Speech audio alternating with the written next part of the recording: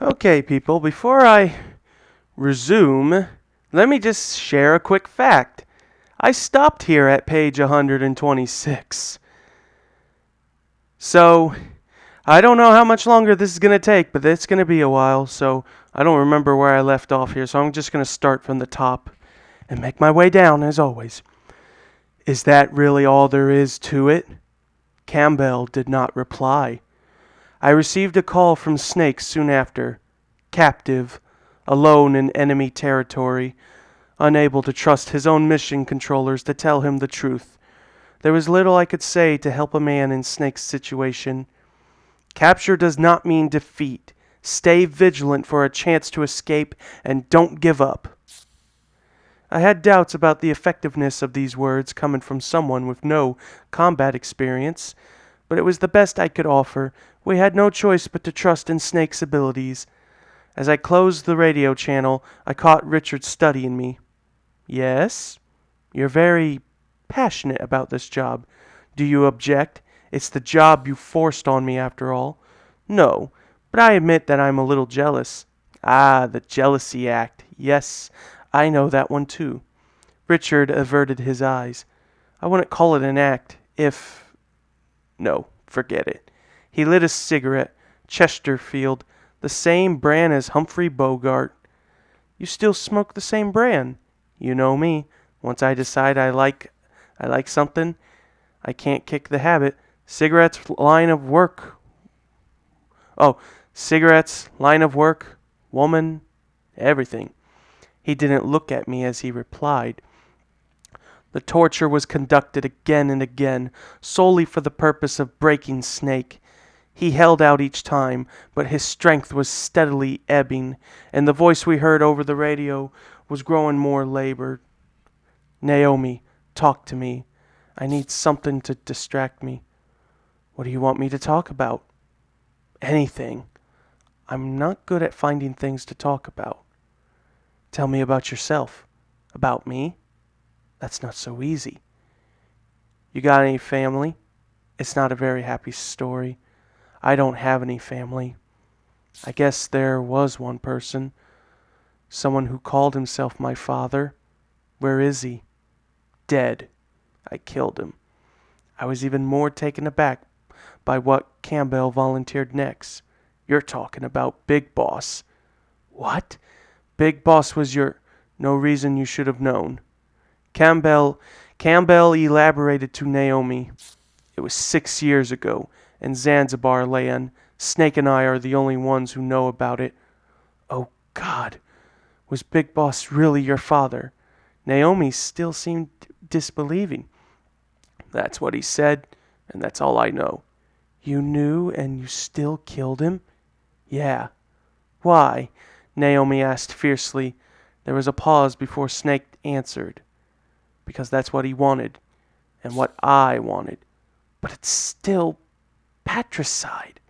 Yeah, I know. My personal nightmare, too. Snake's voice was the faintest we had heard. Is that why you left Foxhound? Maybe. I can't deny that it felt good to lose myself. It's easy to do that in Alaska. After a moment of silence, Naomi confided in a low voice. I don't really have a family of my own either. I have a brother who put me through college, and that's it. He's not a biological brother, and a lot older than me. Where is he now? Naomi's reply was deeply pained. He's gone. There was a deep sorrow in her voice, and I thought something more.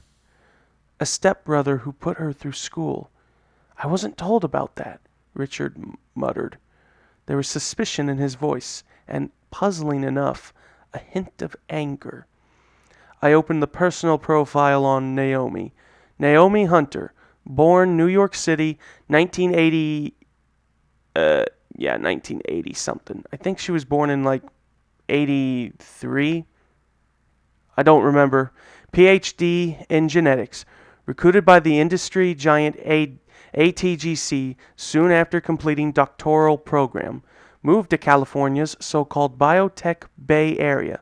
Led several genetic therapy programs until recruited by Foxhound to fill the post of chief geneticist as a result of her accomplishments in this field.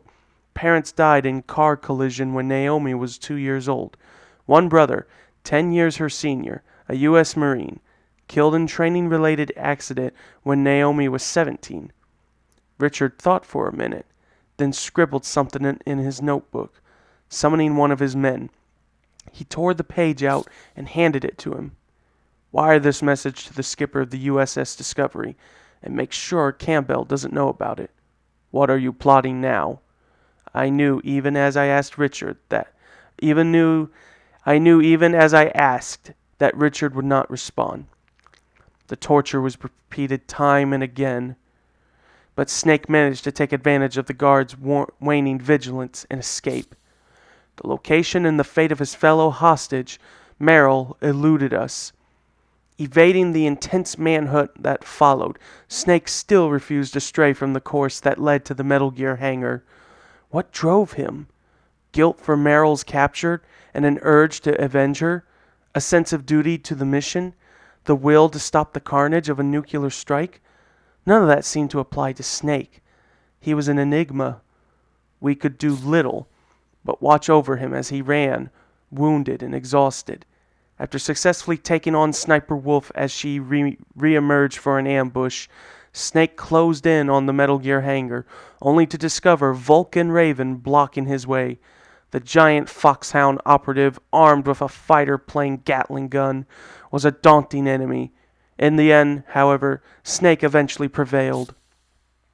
The stricken Raven, leaning against the wall, started to speak as Snake approached him. There are some breeds of snakes that nature never intended. I think you and the boss belong to one of those. Go and settle it with him. I'll be watching how it ends. The dying Raven then dropped the bombshell. I'll give you one clue. The man who died in front of you wasn't the DARPA chief. It was Decoy Octopus, one of us Foxhounds. He was a master of disguise. I guess the Grim Reaper was the only one he couldn't fool. Is he dead? Raven did not answer. Snake's sharp query. Snake tried another tack. Why go to all the trouble and impersonate Anderson? Raven smiled faintly. That's all the clue you're going to get. Everything else you'll have to figure out yourself. A few minutes later, Vulcan Raven died. Richard was Chajin. So that's how it was. They had us completely fooled. Why would Octopus impersonate Anderson, I asked. I don't know. Maybe to get information out of Snake? That would mean that they knew Snake was coming. Richard stubbed out the cigarette without answering. His face was expressionless, but I knew exactly what he was thinking. We had a leak. While Richard and I were talking, a call was made to Snake. Snake, it's me. Master, Snake answered. It was apparently Master Miller. I need to talk to you about Naomi Hunter. Turn the monitoring off. Miller had barely finished his instruction before Campbell cut in. What about Dr. Hunter? Miller made an expectorated sound. It was clear that he had not intended Campbell to hear what he had to say. Colonel, is Naomi there? Snake asked. No, she's trying to catch up on her sleep. Okay. Campbell turned his attention back to Miller. What were you saying about Dr. Hunter? All right. Maybe it's better that the Colonel hears about this now, Miller said resignedly. Go on, urged Snake. That's not the real Naomi Hunter you're working with, Colonel. What? Campbell raised his voice, astounded. Miller continued coolly. Naomi Hunter does exist, or rather, she did. She went missing in the Middle East some time ago. The imposter must have gotten a hold of her identity somehow. There was a number of ways to obtain someone's social security number and commit an identity theft, certainly, but Dr. Naomi Hunter, an imposter? Who is she then? Who is she really then? Campbell was agitated, but Miller remained cool as ice. Probably a spy. A spy? Yes, sent in to ensure this mission's failure. Are you saying she's one of the terrorists? Campbell's tone was disbelieving, but Snake backed up his former instructor. I don't want to believe it either, Colonel. But it's true that she's a Foxhound personnel. So it would not be surprising if she took part in this insurrection, Campbell finished, dully, as though Snake's words had crystallized his own doubts. Or she could be working for another organization, Miller suggested. Another? No, that's not possible. As Campbell trailed off, Miller spoke up, his tone ruthless. Take her into custody, Colonel. What? It's clear that Naomi Hunter is working against us. Interrogate her and find out what her objective is, Campbell murmured. Campbell.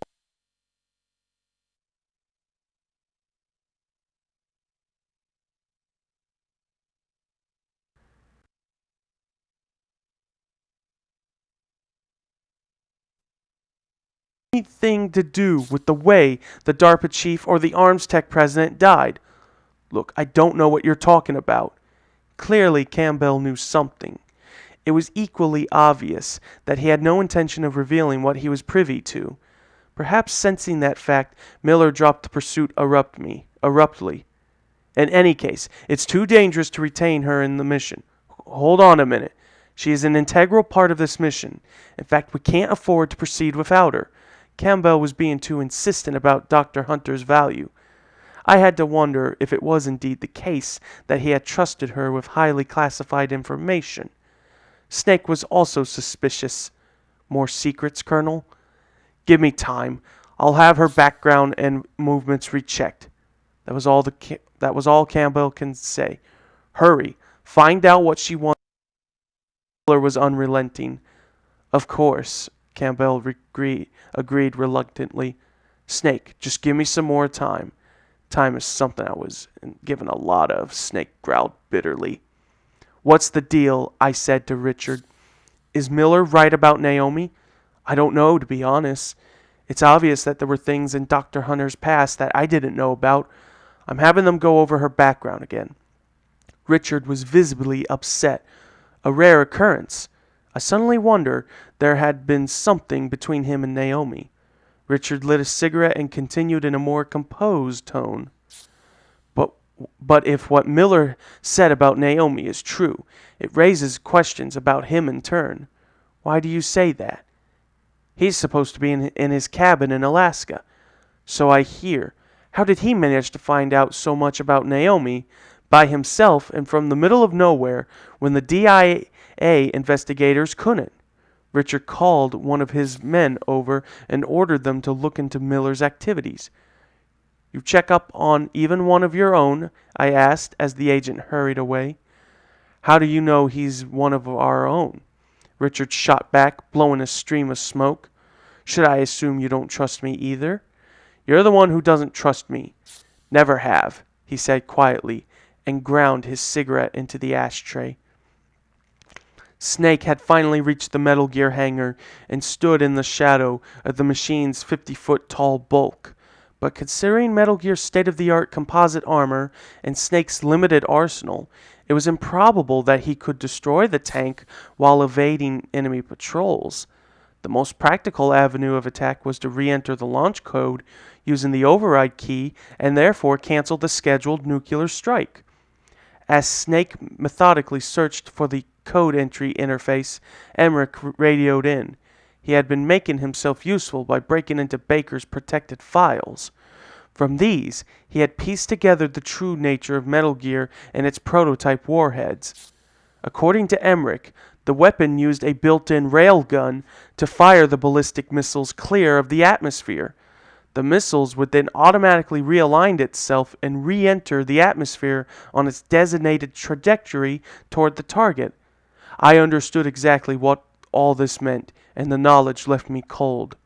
Normally, ballistic missiles go through 4 phases from launch to impact. The first is the boost phase, which consists of the time between the missile's launch and the point at which it leaves the atmosphere and exhausts its supply of rocket propellant. Following the burnout, the rocket enters the post-boost phase, which concludes with the separation of the re-entry vehicle that contains the warhead. The third stage is the mid-course phase, in which the re-entry vehicle separates and achieves a controlled descent back onto the atmosphere. The warhead's re-entry into the atmosphere and its arrival at the target mark the fourth and terminal phase. Current missile defense systems detect incoming ballistic missiles by scanning for the rocket burn that takes place during the missile's boost stage.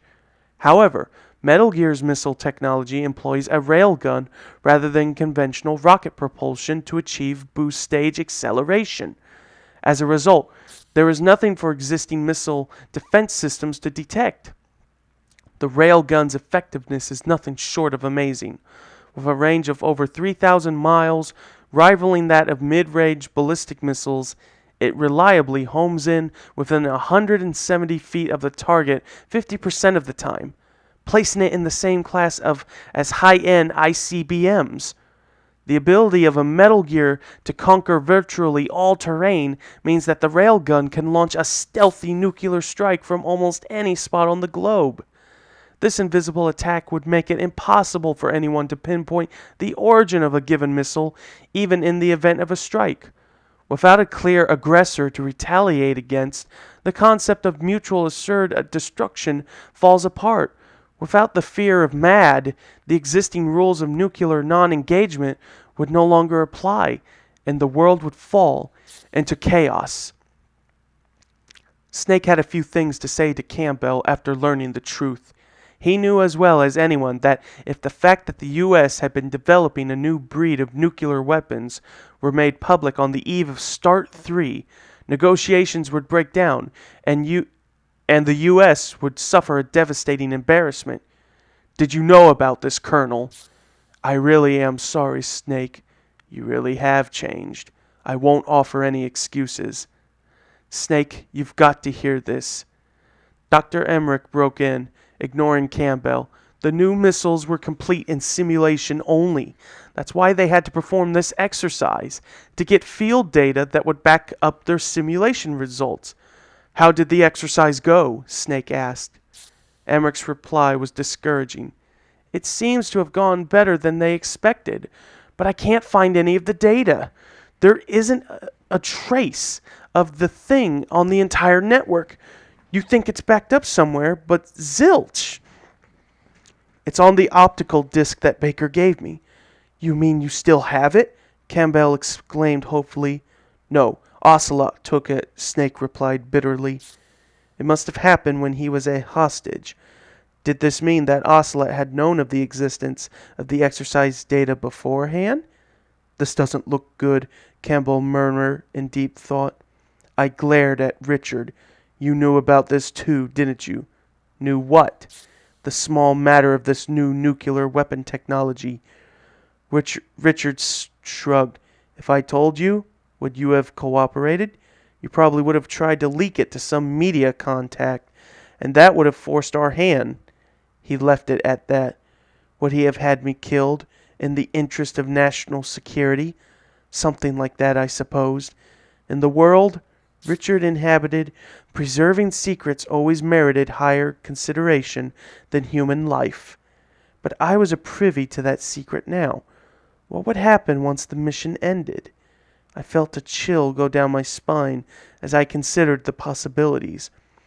Richard was quietly puffing on his cigarette. He had too many men with him, working for him every moment. There was no way I could simply walk out of this house. But I had something up my sleeve as well, and I was not about to let myself be exploited. Without a fight, I looked over at my PC. The screensaver had kicked in, and a geometric patterns fitted across the dark monitor. I slipped my PDA into my pocket and headed for the bathroom to send some mail. One of Richard's men trotted over with a slip of paper. Richard studied it, and after some consideration, raised Campbell on the radio. What can I do for you, Major Ames? Campbell's tone was openly hostile, but Richard paid no heed.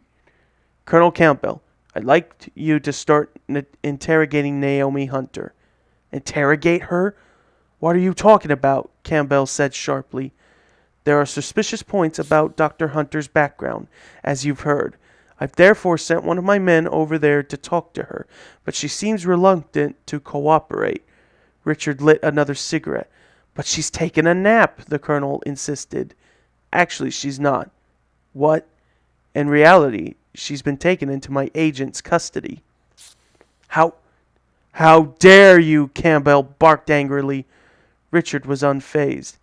If, as Master Miller charged, Naomi Hunter has falsified her identity and is in communication with the enemy, there are serious repercussions.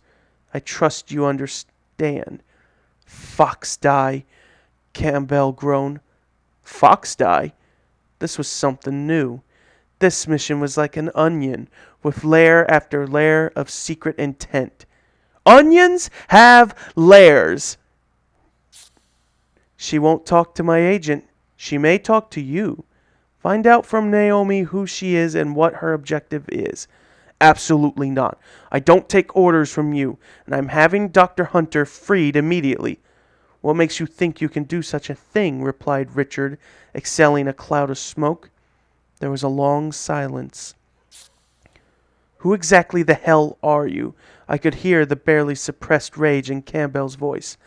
The DIA wouldn't have the authority to send a man into a Navy submarine and hold someone prisoner. Richard did not answer. Campbell continued. And that's not the only thing.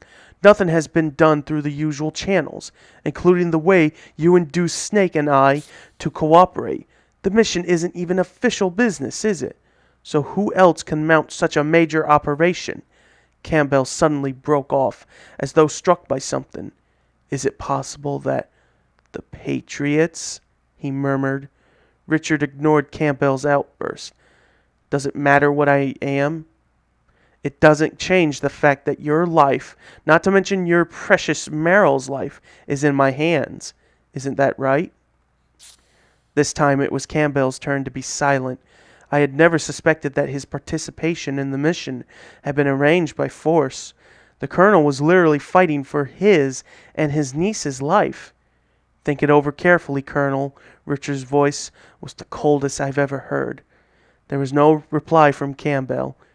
And Snake has no need to know any about this, to know about any of this. We need his full cooperation at this point. Just tell him that Naomi was a terrorist spy and was apprehended while sending them a coded transmission. Do you expect me to betray a friend? Keep him in the dark? Campbell objected furiously. A friend? Are you referring to Snake? Richard smiled coolly. Do you really think he considers you a friend anymore? He had hit a sore spot. Campbell had no answer. Richard moved in for the kill. You've already lied to him too many times. Against my will, under your threats. Campbell was roaring, but Richard barely seemed to register his anger. Certainly, but that's not an issue. You were, after all, giving him false information and relaying false orders to him of your own accord. Then there's Fox die. I could almost see Campbell grinding his teeth in frustration and rage. Do you still have the right to call yourself his friend? There was nothing Campbell could say. You will cooperate with us. Understood? Understood. The transmission ended. Let me have a quick water drink.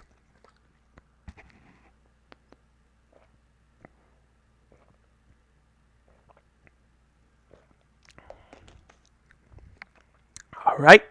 Who are the Patriots? Richard looked away towards another direction at my quarry. What are you talking about? Don't bullshit me. He turned towards me. His gaze was icy. Nothing you need to know about. By the way, not that I need to remind you, but don't mention to Snake things that don't concern him. And if I do?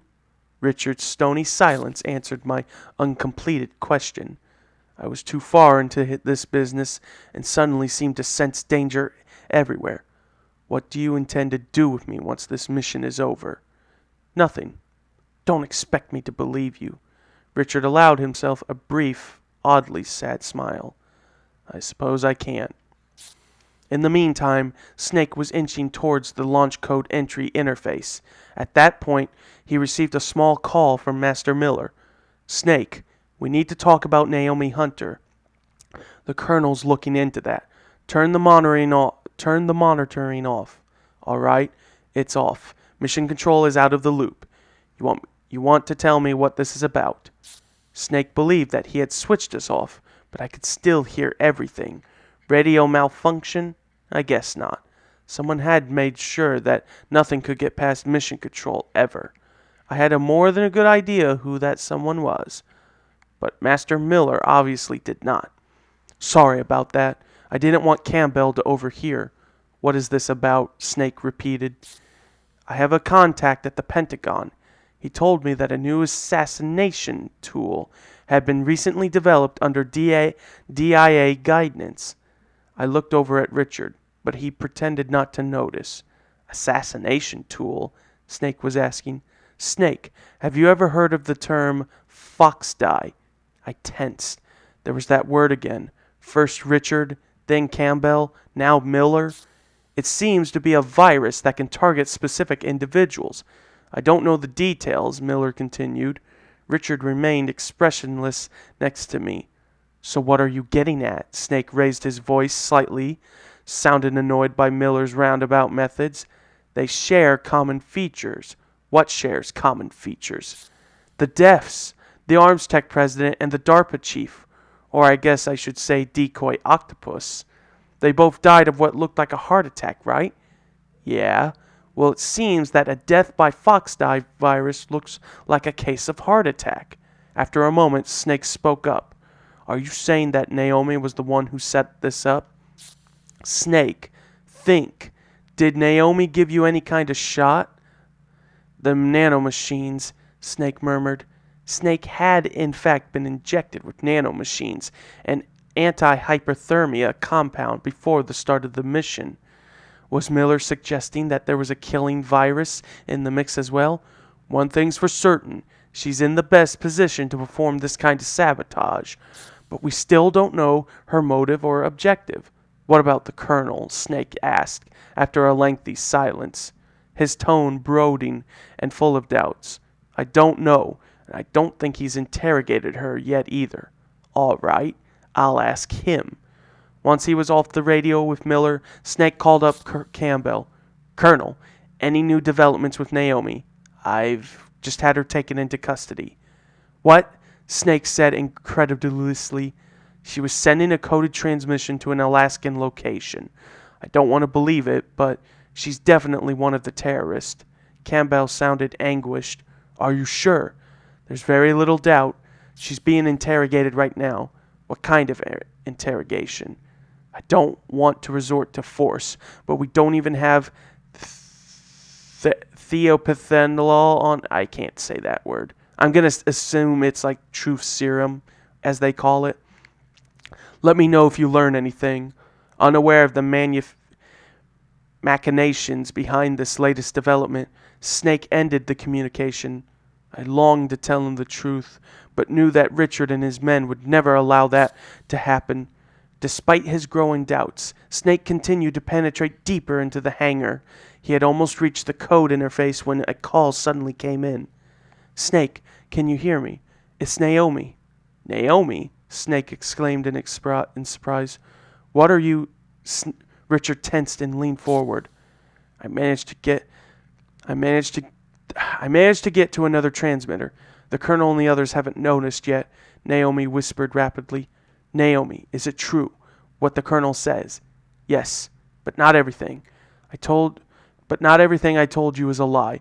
Some of it was the truth. Her voice was sorrowful. Who are you, really? I don't know. I don't know what my parents looked like even, or what they were called. I bought the name I use, the whole identity with hard cash. Remember I told you why I was so fixated on genes?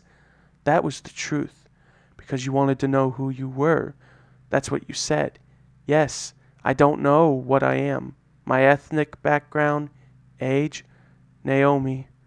There was a pause before Naomi started speaking again in a rush.